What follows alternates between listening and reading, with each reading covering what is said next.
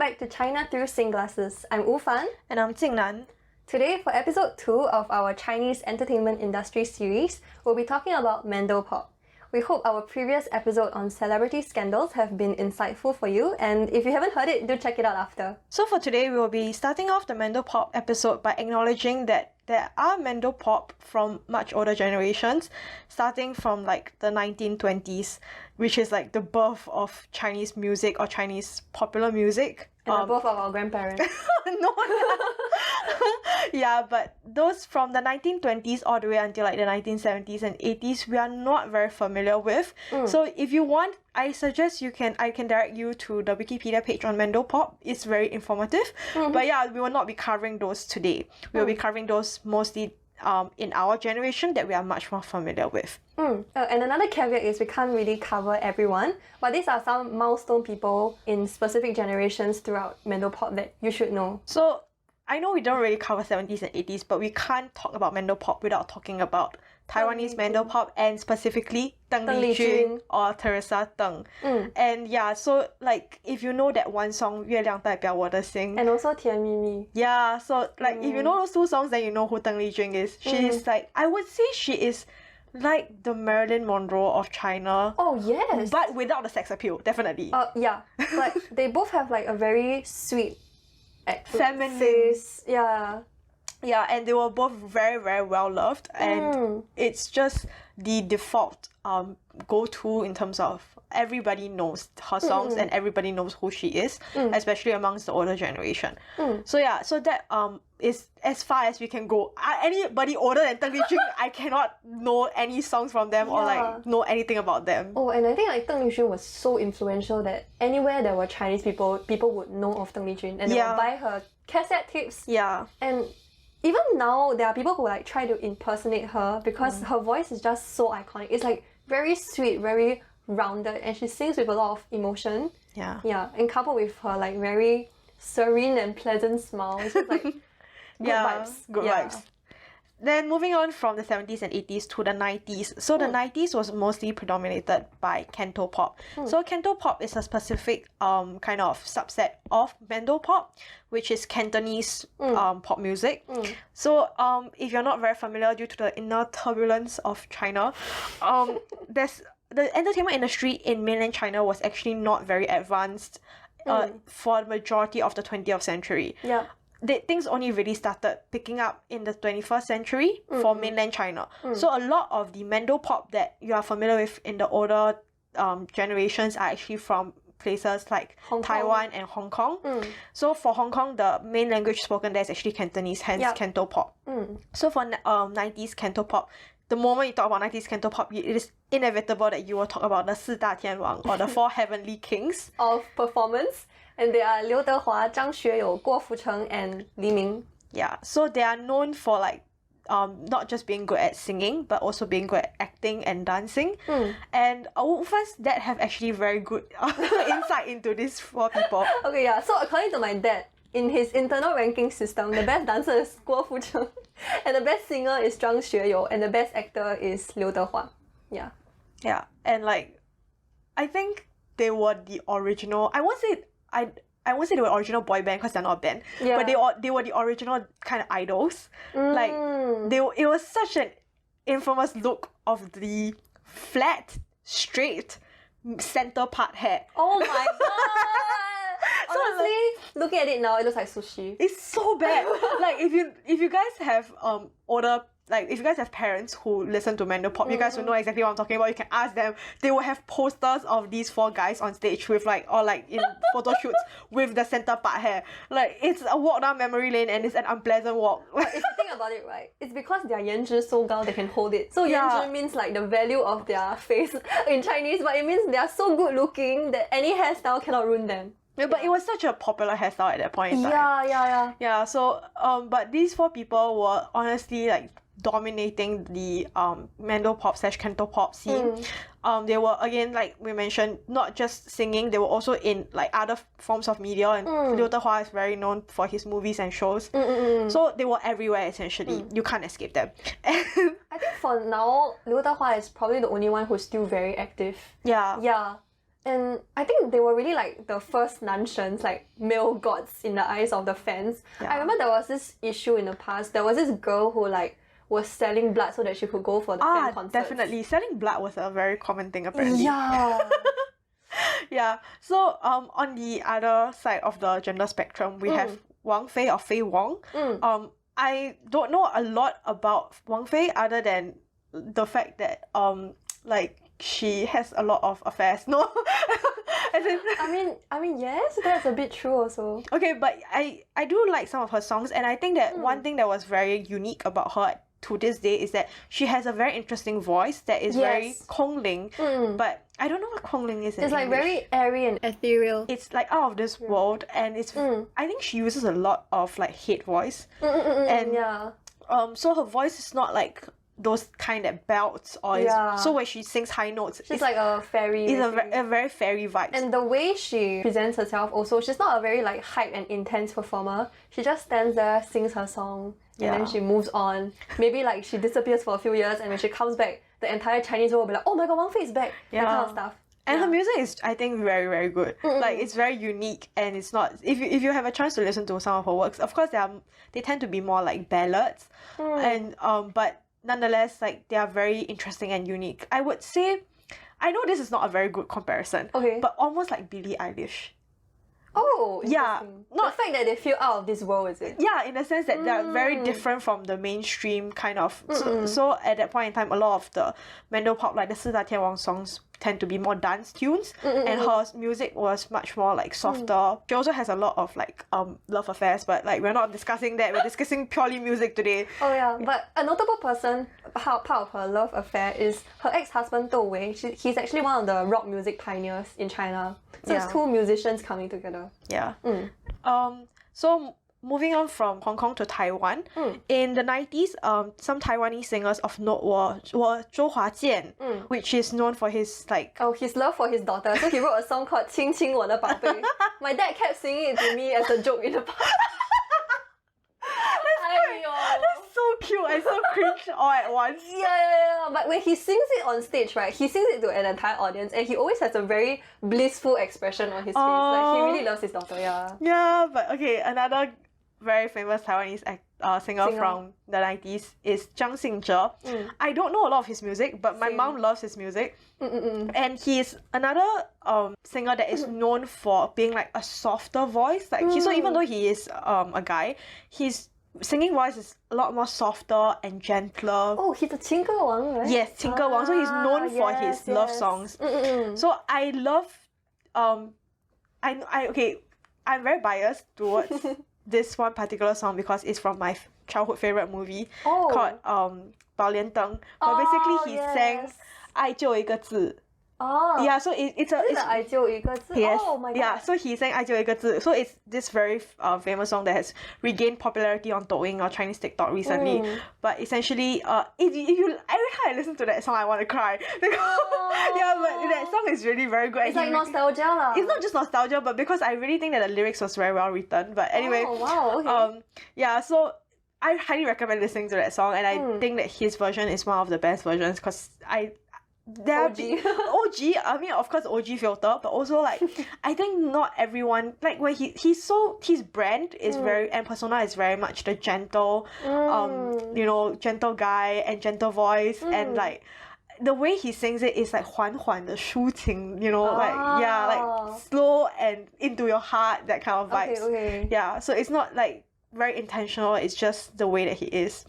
So 90s music. We were born at the end of the 90s era, so we cannot really tell you much. What I do remember is from this part onwards, which was the 2000s Taiwanese pop music. Oh my god, we have a lot. Yeah. You want to start? So we the Taiwanese pop music, especially the women in the 2000s, can be summarized into 四大三小.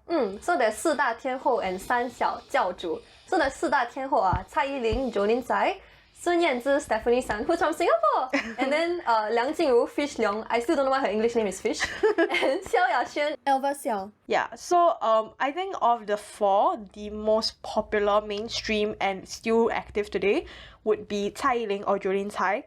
So she is known to be both good at dancing as well as singing. and she has really gained that popularity and reputation for being a good dancer and singer in 2008 with her song Wu Niang. So it's actually the entire album, which is when she transing, which is called changing her style of performance. Like rebranding. She rebranded. So she is a very fascinating celebrity, I would say, and artist. Like, because I personally really like her music and I really like her work because she doesn't just sing love songs. A lot of her songs have deeper discussions of societal issues and even talks about like problems with fame or beauty standards and stuff like that. And like most of her songs are very empowering for women to listen to. And she's a very inspirational character.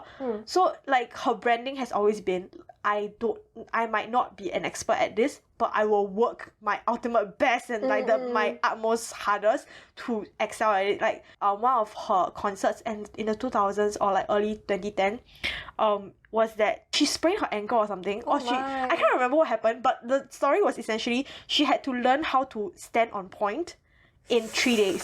So for people who don't know ballet... That is not healthy. That is not healthy. Absolutely not. But essentially for people who don't know ballet, you can stand on your tiptoes. So that when you stand on your tiptoes, you are still standing on your like you're bending your toes.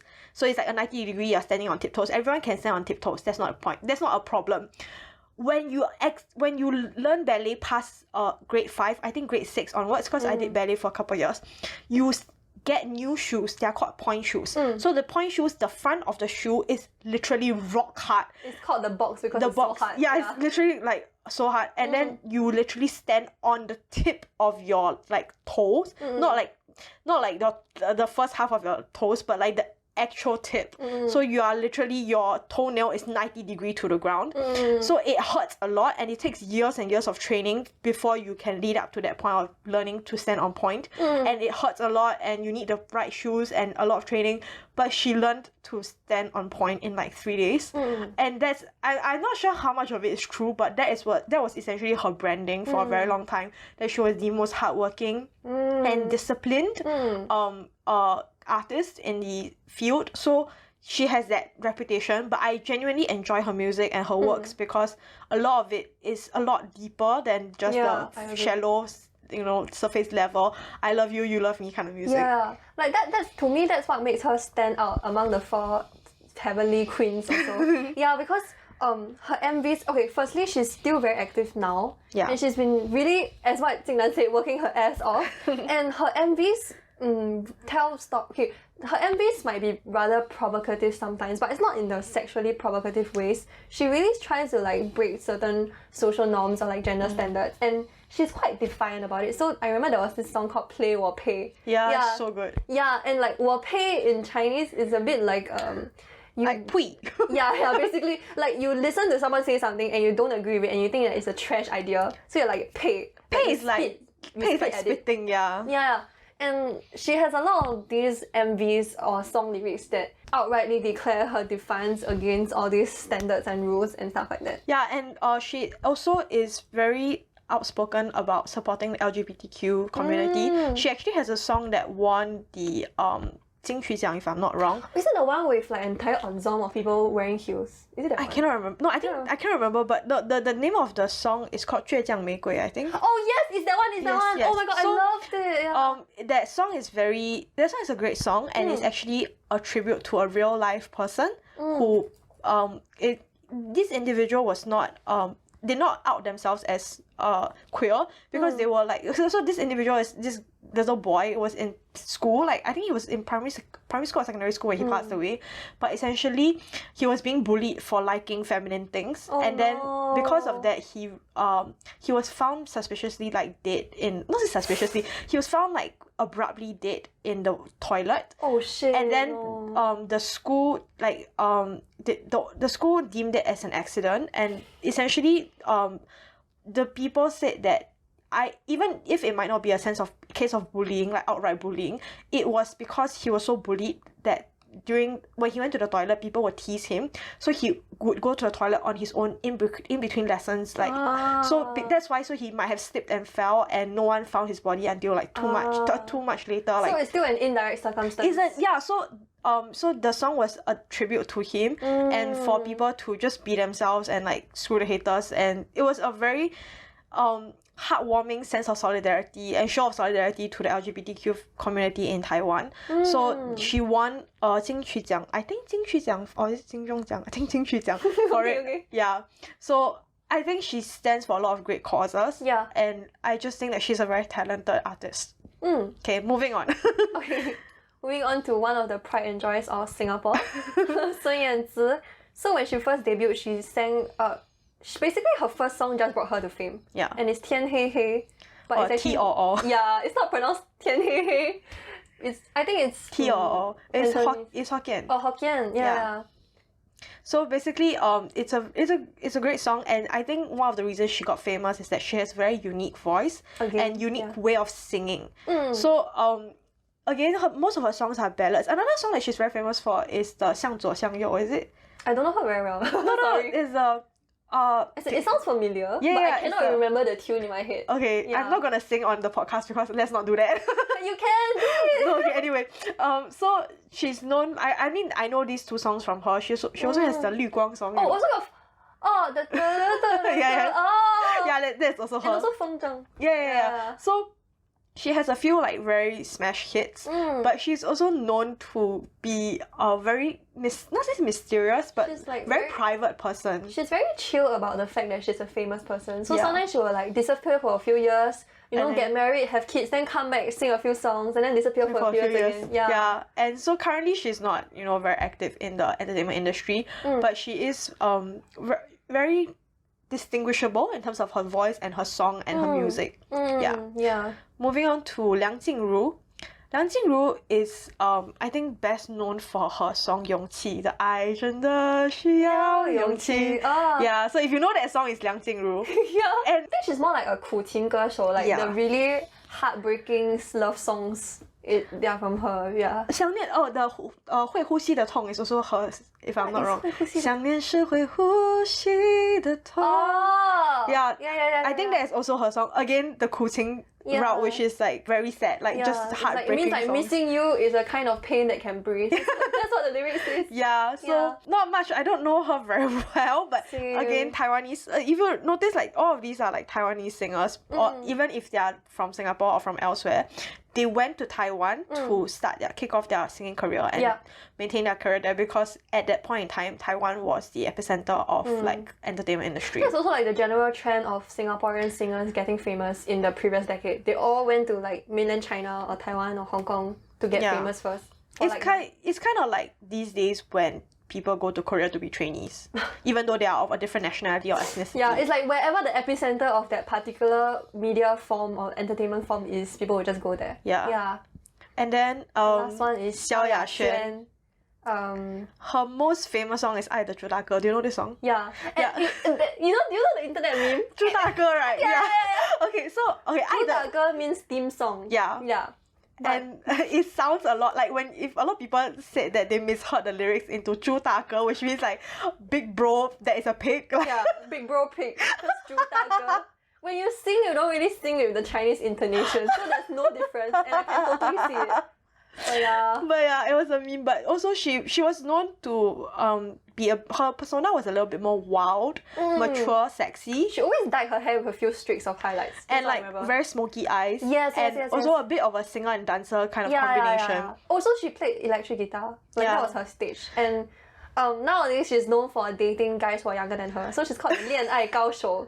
Which means like the master of dating. A lot of the memes online is like, I want to be 萧亚轩 because I want to date younger boys that are like, cute and whatnot. What about just be the younger boy? A lot of guys, a lot of girls project themselves. Like a lot of girls are like, I wish I was like her so I could date young, good-looking boys. I see. Yeah. Okay. But yeah, so that was the four heavenly queens. Okay, so now we have the 三小教主.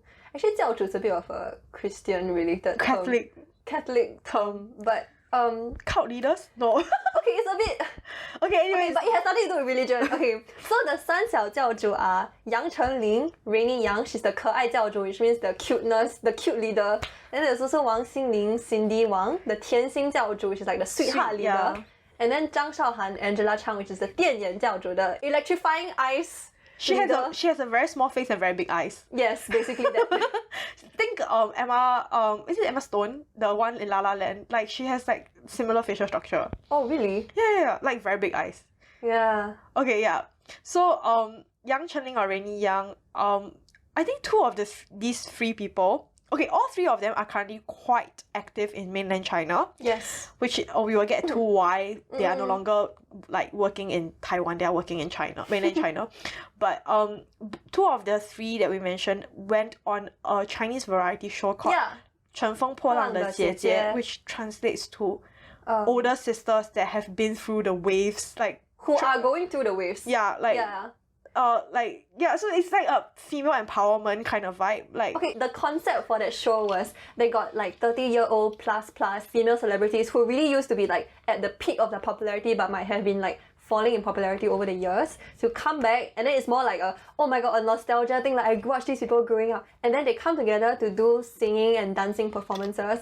And the reason why this show came about is because there was this general consensus that older female celebrities don't have a market anymore because people just like young girls to do like cute or sexy stuff. But wow, we call them 浪姐, which is the shortened form of 乘风破浪的姐姐. But all these 浪姐 are so talented and they somehow managed to retain the youthful appearance they have for like don't know how many years. And it's just amazing how well they maintain their level of expertise and everything across all these years. Yeah, it's just like kind of I won't say it's nostalgia bait, but it was essentially all the most famous people from your childhood. Yeah. And they are back on the stage again. So for these people, a lot of them have a lot of iconic songs. So for Yang Chenling, it was 暧昧, and recently more recently it was 年轮说 together with Wu Qingfeng. For Wang Xingling, I cannot remember what song she have. It's a 当你的的的. Oh, okay, yeah, 当你. So and then for Angela Chang, Zhang Shaohan, everybody knows this 隐形的翅膀. Yeah. Everyone sang this in primary school, in my primary school. Yeah, oh my god. And she's also known for having high toning, like producing really, really high dolphin notes. Yeah, so they have a lot of smash hits, but I would argue that they are past their prime. But but the thing is, they have experienced a resurgence of popularity because they are genuinely talented. It's something that you cannot argue about. And also what makes these 三小教主different from the other female celebrities you mentioned is they actually got famous in combination with singing, they got famous because of acting in dramas. Specifically 偶像剧, Taiwanese 偶像剧, which is like not idol. Like it's basically like what, two young people having a certain kind of romance. Yeah. Like, and it like, okay, the premise of a lot of these dramas don't make sense in a real social context. Like for example, I remember Zhang Shaohan acted in a drama called like 公主驾到 or something. One day she opened her eyes and turns out she's like the inheritor of like a lot of money and her grandpa is like a very rich person. And it's like a lot of these like dramas that wild premises. Yeah, a lot of these dramas that just ignite your 少女心, you know, like mainly female targeted. And it just makes you like have lots of imaginations about like having romances. It's kind of like teen dramas. Yeah. Kind of. Like they might not be portraying teenagers, but the audience is similar in the sense that these people are like, it's like if you know someone who watches Riverdale, you're not, the person who watches Riverdale is not watching it for the amazing plot and like wonderful script and amazing camera work. Like they are watching all the acting, they are watching it because it caters to a specific... It fuels a kind of fantasy lah. Yeah, so they were kind of popularized both by their singing as well as their acting.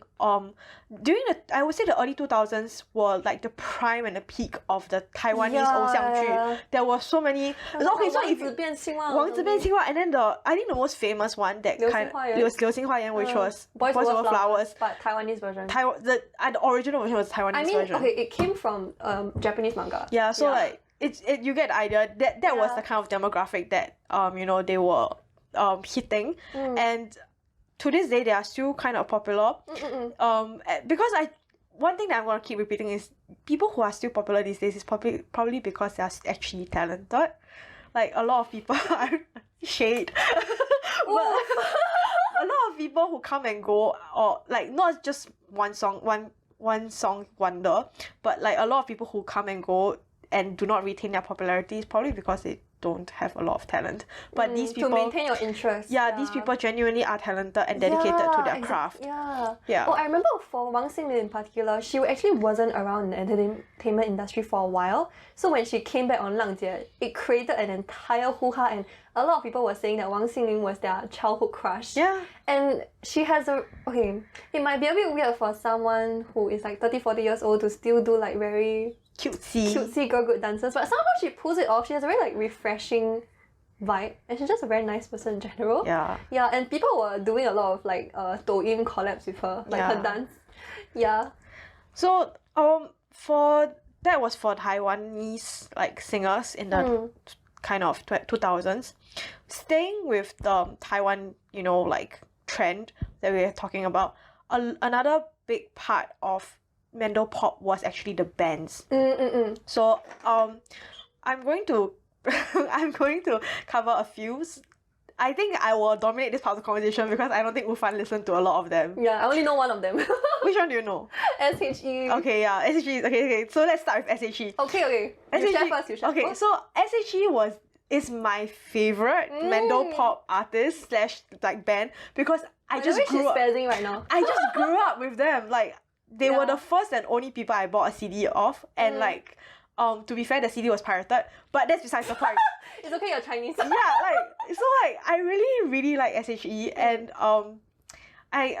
what do you have to say about S.H.E. before I continue? Okay, so for me, my S.H.E. story is that I didn't know about them as a group until I actually grew up, and then I look back and I realized, oh my god, I know these people. So my first contact with S.H.E. was actually in P3. I was in a dance club, and then we actually danced to 不想长大 by S.H.E. But I didn't know that it was by them. And then the only thing I remember from that dance was all of us had to buy a Hello Kitty to represent childhood. What the? Yeah, and then the dance move involved like us washing the Hello Kitty's face and acting very childlike. I mean, we are 9 years old, but that was actually my first contact with S.H.E.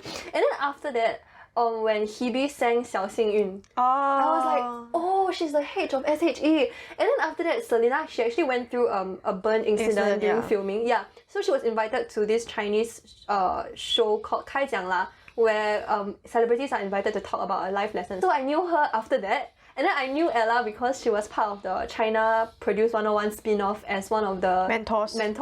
So I knew them individually but not as a group. Yeah, so that's my S.H.E. story.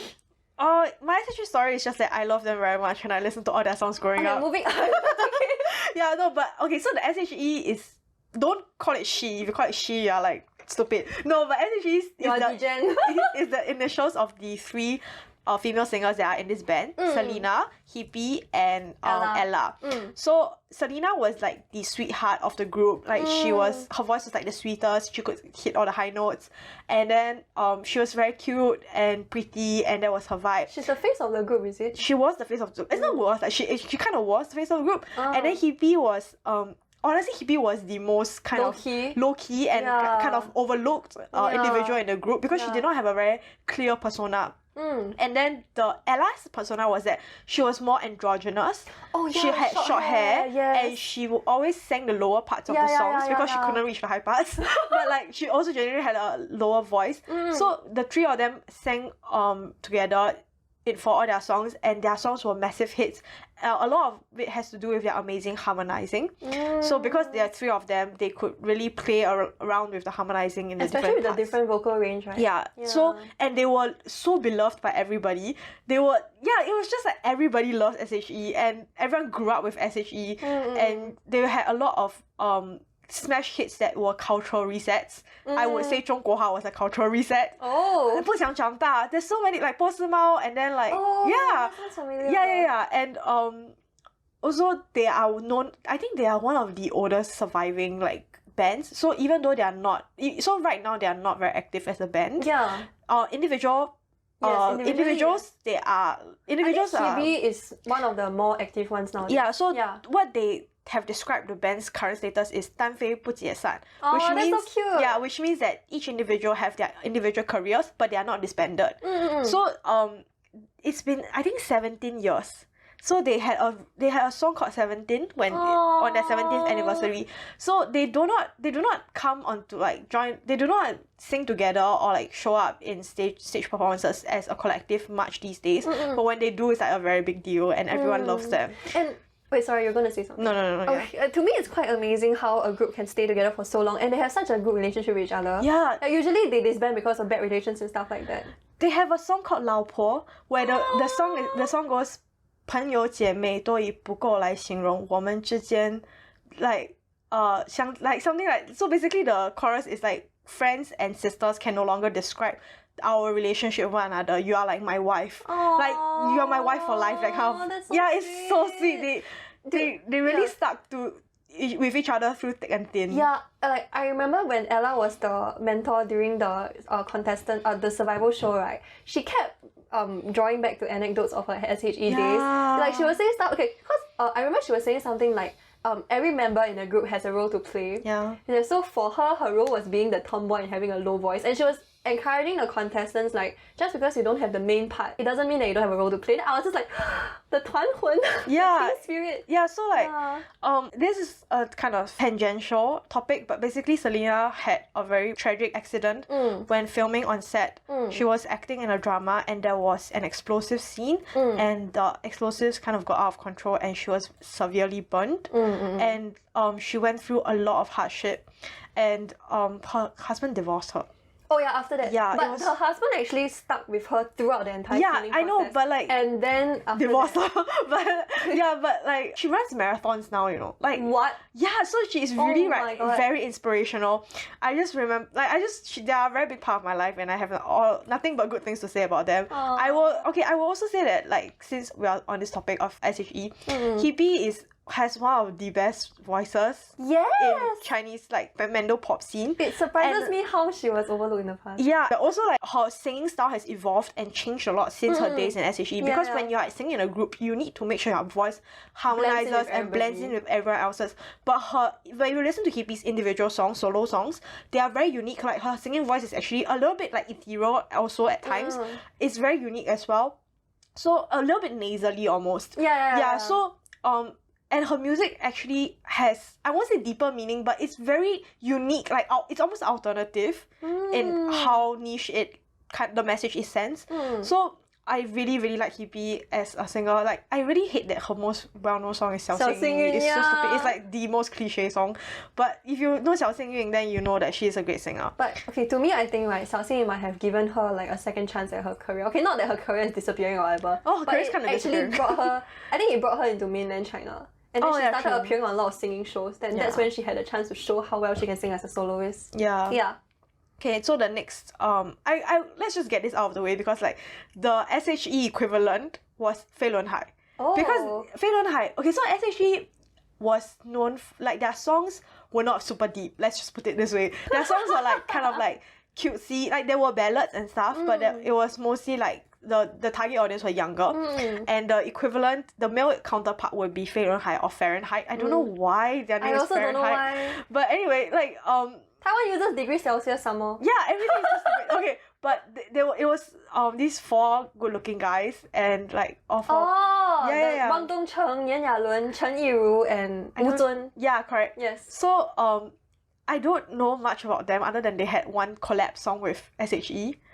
Wow. Yeah, the bias is real, yeah, sorry. But like they were kind of popular. Again, they were also popular because they acted in 偶像剧 and they were. Oh, they acted in this super stupid drama called 终极一班. Where like I don't know. Okay, wait. Oh, I remember this because my secondary school deskmate loved them, but it's very stupid. It's a school where everybody has stupid ass superpowers. Then they keep having stupid school fights.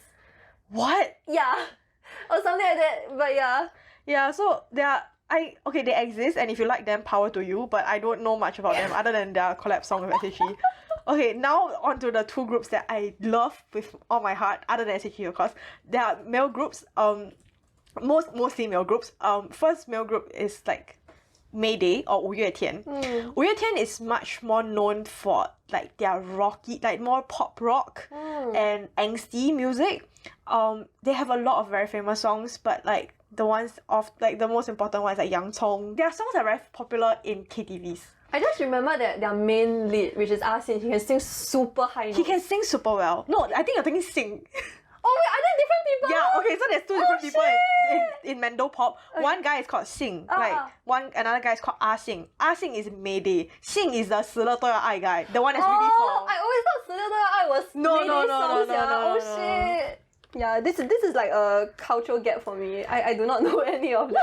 What music do you actually listen to if you don't listen to Mandopop? I listen to Wu Fan. Okay. Next episode. But yeah, so like Wu Fan has like 5 members, I think. I'm so sorry, I only know Ah Sing. And I really love their music, and I think like I really love their music, but I don't know the members. Yeah, I'm sorry. Okay, I'm sorry. Okay, like I genuinely think that the lyrics and the music is super good. I'm someone who really is into lyrics. I write my own lyrics to music sometimes. So like having good lyrics makes or breaks a song for me.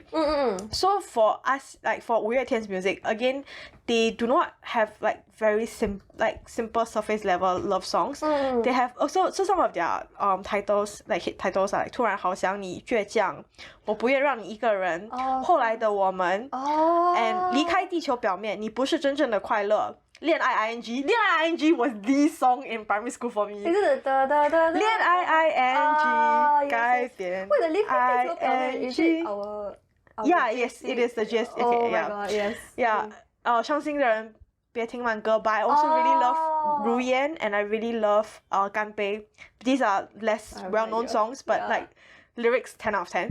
So they are known for being more angsty and writing about life and struggles and like friendship and kind of that song called 你不是真正的快乐 really points out about like a lot of people who struggle with, I won't say depression, but like feeling hopeless in life and like not being content with life and not truly feeling happy and like a lot of the burdens that come with adulthood. So they're like almost permanently in their teenage angst phase, but in a good way. So it's also the song that I mentioned 倔强玫瑰 from Jolene, right? Jolene Tsai actually was written by Ah Sing. Oh, yeah, so they had so they also talk about a lot of social issues. And they bring awareness to like LGBTQ issues as well in Taiwanese society. You will see the theme with Taiwanese music is that they tend to be able to explore more themes and societal issues as compared to mainland China because of censorship. Yes, but yeah, so that's what they're known for. And Wu Fan's counterpart would be Sodagreen or Sodagreen. Again, weird names. But Sodagreen is like I would say almost the polar opposite of Wu Fan. So they are primarily men. Like there's one female guitarist, guitarist, but the lead singer is Wu Qingfeng. Yeah, he's also the lyricist. Yeah, lyricist. He has a very feminine voice. So like nasal high feminine voice, like almost androgynous. Like if you listen to the song, if you just listen to him sing and you don't know anything about the singer, you might feel like guessing what gender this person kind of is because his voice is very high for a male singer. Yes. But the music is much more gentle, a lot more ballads, but there are some like more intense songs as well. Very, very heavy on the euphemisms, symbolism, and metaphors. I love the lyrics for Sodagreen actually. Very, very good lyrics. Very poetic, and sometimes they don't make sense. You have to like just imagine the images rather than So like Sodagreen is kind of known for their lyrics primarily, but also like for being heartwarming. Like 我们一起走过 and then I can't remember there's too many songs. I feel like 我好想你. Oh my god, I cried every time. You know he wrote it for his dad. Oh, I did not know So that. his dad died of cancer, if I'm not wrong, and he had a very strange relationship with his father. So he wrote it after his father passed away. Like so it's just very sad. So 小情歌 is quite famous also. Yeah, 小情歌. Oh, there was this really, really funny episode on 快乐大本营, which is like a variety show in China. So they got Wu Qingfeng on stage, and then they played Wu Qingfeng's songs but without the subtitles, and nobody could guess the lyrics. Yeah, because he's also known to use more obscure words and like unconventional words. And he puts words together in a very unconventional way. So I mean, Mandarin is a language that where the verb can be the noun can be an adjective. You can use it quite fluidly sometimes, but I think he brings it to a next level. Yeah. Yeah, which I really like. Like I really like wordplay. His music is known to be kind of hits you in the kokoro, like soul searching kind of music. Yeah. And 无与伦比的美丽, 你在烦恼什么, 再遇见, like these are like his albums. So they're currently on a hiatus and For a very long time. I think 5-year hiatus. Yeah, and only Wu Qingfeng is active now. And Wu Qingfeng is like solo debuting. Wu Qingfeng is known in mainland China for singing that song about from what's that song called? 起风了. Yeah, he's known for singing the song, but even though it's Japanese originally, right? It's Japanese originally, and the original person who translated the Japanese lyrics is an online influencer. Oh my god, yes! And that person has very, very long online name. 买辣椒不用钱. Yes.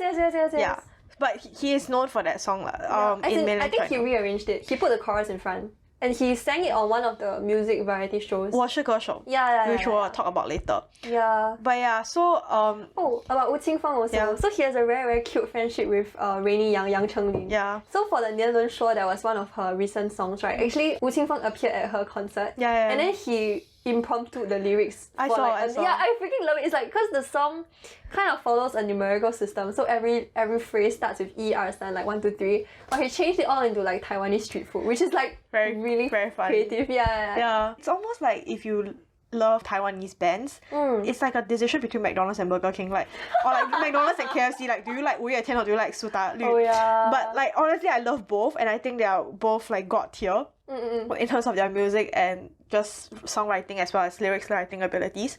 These two bands are known to write their own music, especially like both the music and the lyrics. But a lot of Chinese songwriting is not done by the artists themselves. Yes, agree. Which is something that's slightly different from Western music. A lot of Western artists are known to be not just singers but also songwriters.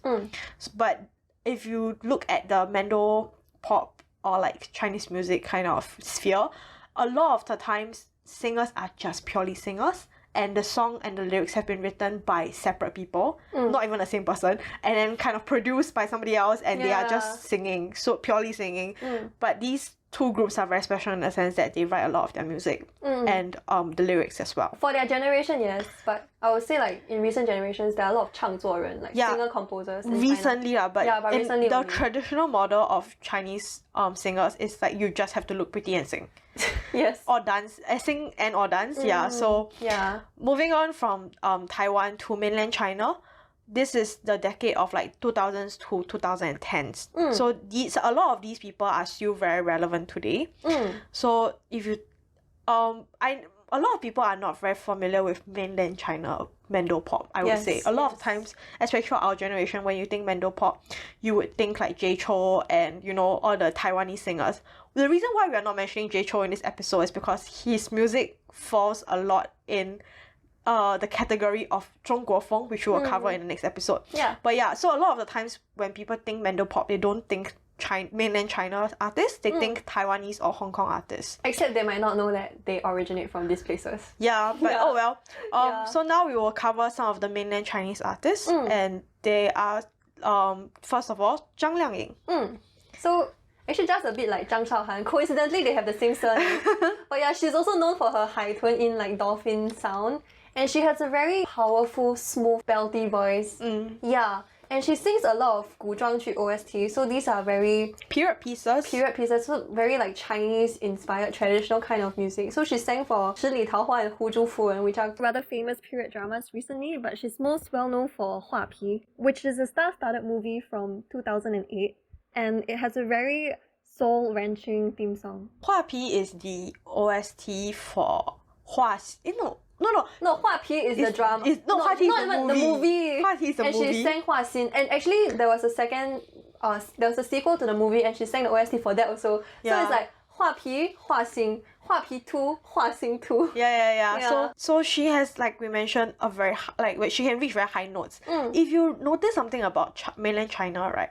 They like artists who can sing high notes. Yes, regardless of your gender. Regardless of your gender and regardless of how well you sing it. Like, I don't know how to explain it. So, like, if you watch a lot of variety shows, they equate being able to hit high notes as impressive in singing. Oh yeah, then they will edit it such that all the audience look like they're wide-eyed in shock. Yeah, because I think personally that there's a lot more nuance to song singing beyond being able to hit certain high notes. In fact, hitting low notes or like just singing very steadily is very impressive. And also like conveying emotion in singing is very important. So control over your voice, like transitions between 真假音, which is like your head voice and chest voice. And like there's a lot of technique that I think is not very well appreciated by the masses. But anyway, a lot of these people that are mainstream popular are known for being able to hit high notes. Yeah. Zhang Liang also has this very famous called 终于等到你, which is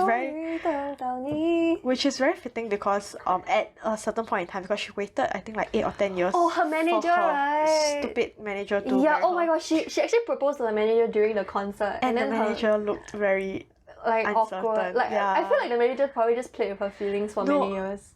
For money, and also according to my mom, I'm not sure how true it's this okay, is. we put my dad's ranking here, we can talk about your mom.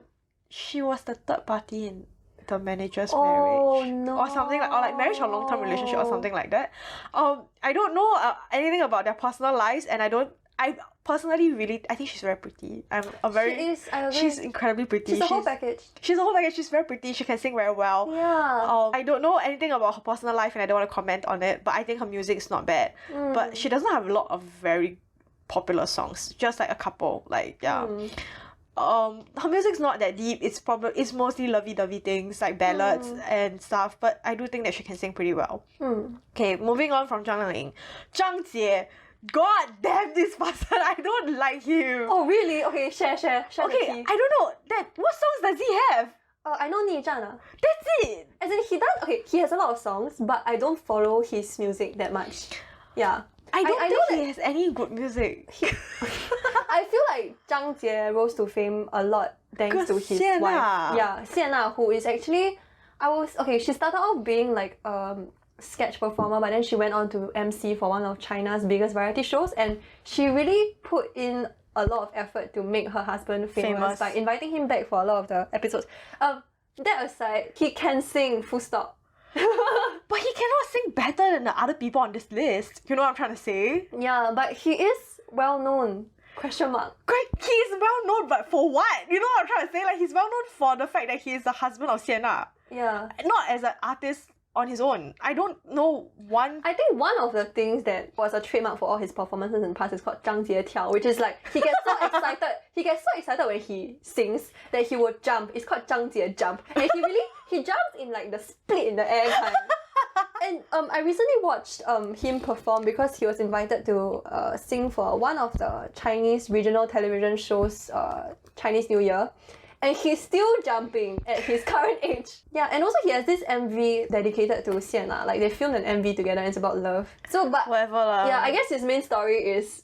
Like, the main reason he's famous is because he has a famous partner.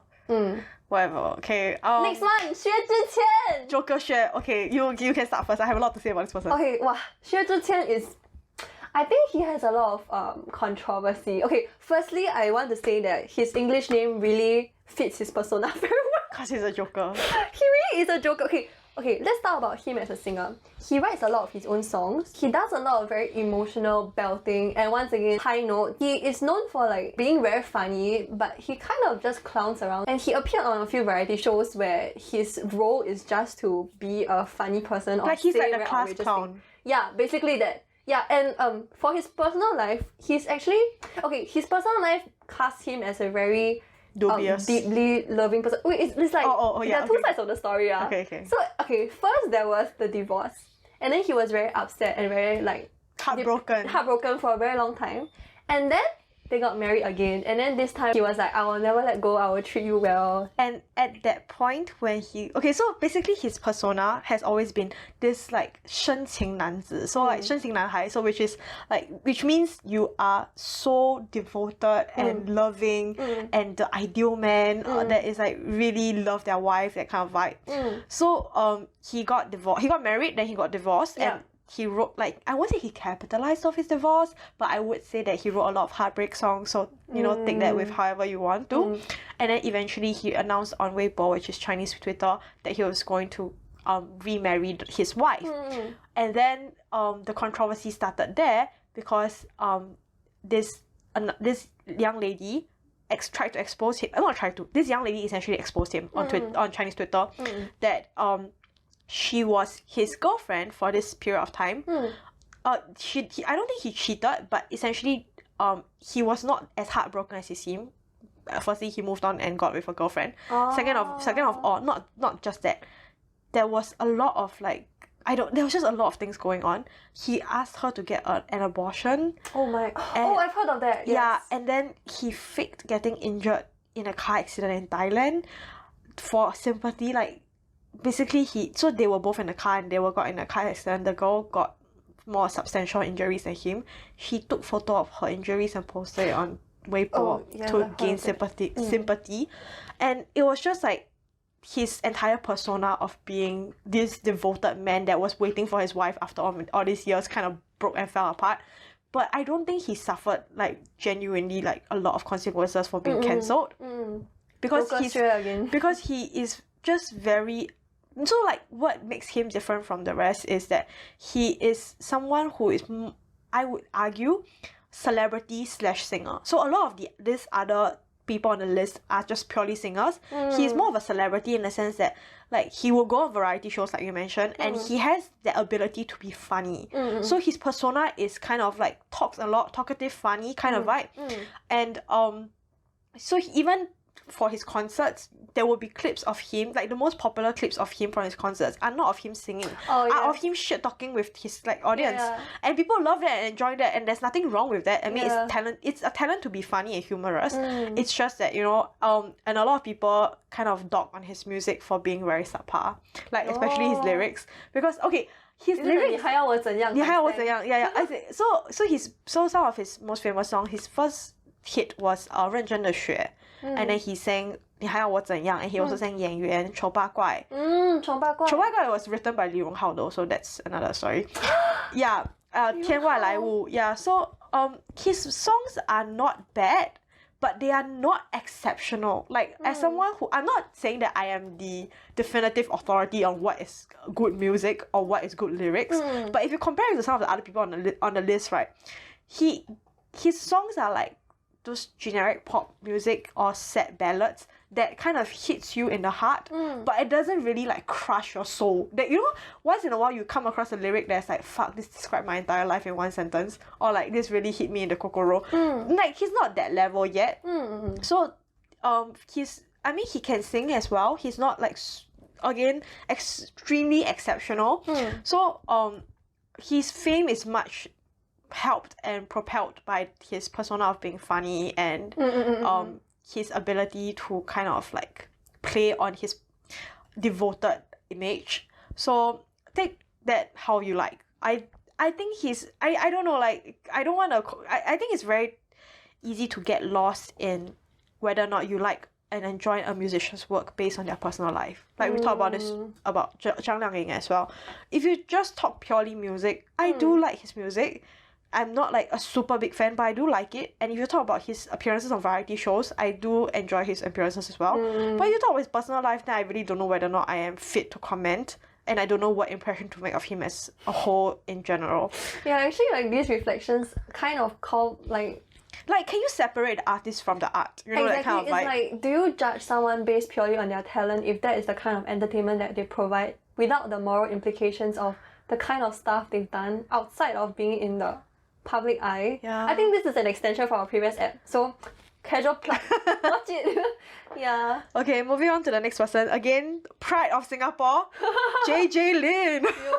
Lin Junjie. Yeah. Thoughts on Lin Junjie? Okay, the first thing that comes to mind is you saying that Lin Junjie said himself that he was really god-awful at Chinese. He is. I think That's the first thing that came to mind. Yeah, but apart from that, right, I feel like it's amazing how his face doesn't seem to have changed over the years. He still feels like a small boy. Yeah. Yeah, and in terms of his voice, he's like a bit nasally, but not Wu Qingfeng's level of nasally. And he can sing high notes and 转音, which is sliding across different notes. And he's very active in China now. And he has this nickname called 行走的 CD. This joke that he ate a CD machine, like a CD player. Like, because his live performances are incredibly stable and almost replicas of his studio versions, which is very difficult for artists. So I think, like, let's give credit where credit is due. The boy can sing, you know? But I also really like 一千年以后. Yeah, I do think he has some great songs. I do think he can sing pretty well. He's not like particularly, like, he doesn't, okay, I'm not saying that it's good or bad to have a persona. It's just that it's easier to remember somebody, or it's more striking and memorable if you do have a persona. So like we mentioned, reason why he probably was overlooked in S.H.E is because Selena and Ella had such strong persona and images that you can easily associate with them. Yeah. I don't think JJ Lin has a like very strong persona other than 行走的 CD. Is his persona like being bilingual in English and Mandarin? No, but they don't play that up like a lot in the shows that they but somehow he's invited to a lot of singing variety shows in China. I don't know. The power of management? I guess corporate management? I'm sure. I mean, like we mentioned, he can sing, but like I don't think he has a lot of like, I don't think he has been releasing a lot of music recently. Oh, he released a English album during COVID. Oh. Yeah, I remember hearing it being advertised on Spotify. Yeah. Nice.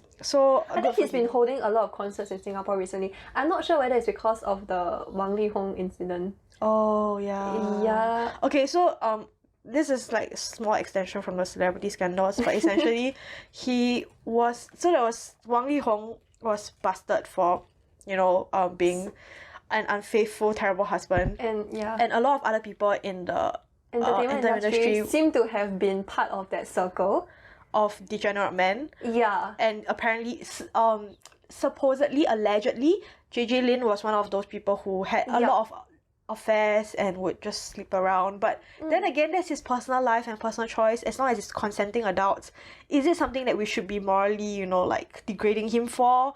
I don't know. I'm just saying that that could be why he might not be so active in mainland China right now. Yeah. And also like that I don't know a lot of his recent music is my point. Okay, random note. I won't drop any names, but one of the seniors from our junior college who ended up being a professional cellist, she's now playing for JJ Lin's band. Oh, damn! Yeah, and she really just shows a lot of behind the scenes of the musicians playing around in the back room. It's really cute. Also, I met JJ Lin in life, like real life before. Do you speak to him in Mandarin? No, I went to a talk because he was there and I realized he was incredibly boring in real life. Oh. It's like, don't meet your heroes. Like, I mean, he was not my hero, but I was like, that was the moment when I realized that, celebrities and singers are just normal human beings. What happens if you meet S.H.E in real life? Oh, I will lose my shit. Your 滤镜. I will lose my shit. I will cry, I will sob. But anyway. Oh no. Okay, then we have Li Ronghao. Li Ronghao is Taiwanese, right? No. Okay, Li Ronghao is mainland Chinese, but he married Rainy Yang Cheng. Oh yeah. They are so cute together. Li Ronghao is the guy with incredibly small eyes. Yeah. And he has a smoky voice, and he's one of those incredible singers who write producers. He films his own MV, he directs his own camera. So they call him the DIY singer because back then he was too poor to do but even until now, he's very hands-on with everything he does. Okay, like small revert back to JJ Lin. JJ Lin writes a lot of music. He writes a lot of songs for other artists as well. Oh, very nice. Get that royalty, man. Yeah. But for Li Ronghao, I remember Li Bai, Jie Yan, and Nian Shao You Wei. And Li Bai, right, in secondary school, for one of our Chinese lessons, our Chinese teachers brought all of us to the auditorium and they played Li Bai. Oh, really? I remember that very specifically. I don't remember that. And then one of the teachers actually did a lyrics analysis of Li Ronghao because that teacher really, really liked Li Ronghao. And then the teacher was saying that Li Ronghao might not be very famous now, but I'm very sure he'll be a big hit. Damn! I remember that very, very specifically. Okay. Yeah, that's how I first knew Li Ronghao, and it's from Li Bai. And then on one of the Produce 101 Chinese spin-off, which is 偶像练习生, actually one of the contestants, right, he did a singing imitation of Jie Yan. Oh. And the voice was really on point because Li Ronghao has a very iconic kind of husky voice. Yeah, so the contestant managed to imitate it perfectly. I don't know his music very well, but I know that he is like famous for having small eyes. That's all I know. And also, I think I heard 1 or 2 songs of his, and I do think that he has a very unique voice as well. He does. Because of time, we will be splitting the topic of Mandopop into 2 episodes. Please tune into our next episode to hear more about the various Chinese singing competitions and shows, as well as the stars that rose to fame because of them. We will also share our thoughts on influence of TikTok and censorship in modern Mandopop. Okay, so it's time for the social media plug. You can follow us on Instagram at china.through.sglasses for our highlights and also to have discussions with us. And we're also on YouTube and you can listen to us on Spotify, Google Podcasts, Apple Podcasts, wherever you get it. So stream our podcast there, and we hope that you can enjoy it and join us for our next episode. Thank you. Bye!